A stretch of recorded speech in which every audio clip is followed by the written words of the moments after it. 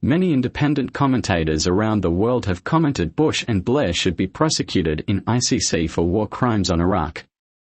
Let's revisit that just as ICC issued a warrant against Putin on account of Russia's military actions against Ukraine. For the record, some facts Western media conveniently omit in every report: the start of Ukraine war was the result of NATO trying to annex Ukraine to expand to the border of Russia. With the prospect of NATO and US missiles deployed in Ukraine just less than 500 kilometers from Moscow, Russia will face serious existential threat. Putin requested Ukraine to stay neutral, which Ukraine and the US refused. Hence Russia's military actions. If you like the information I am bringing you in this channel, please comment, like, share and subscribe to all videos in my channel by clicking the bell.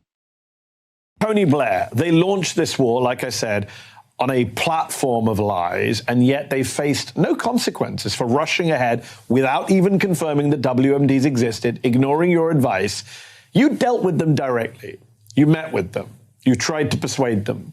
Looking back now, should they have faced some consequences for the disaster that is Iraq? Well, in principle, yes.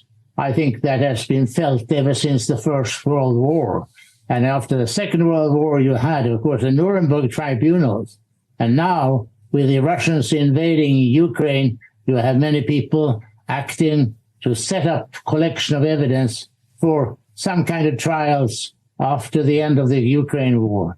So I think that the principle, the rule in the United Nations Charter that you are not allowed to use force against territorial integrity and independence of other states, that should have, of course, a corroboration in a penalty rule. That if you get...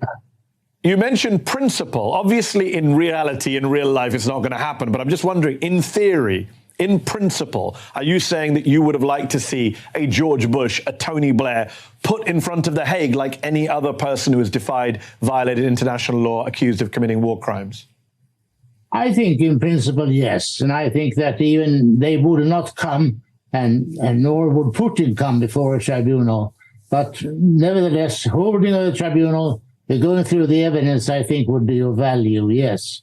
And we hear very much from the Western world about the rule-based international order.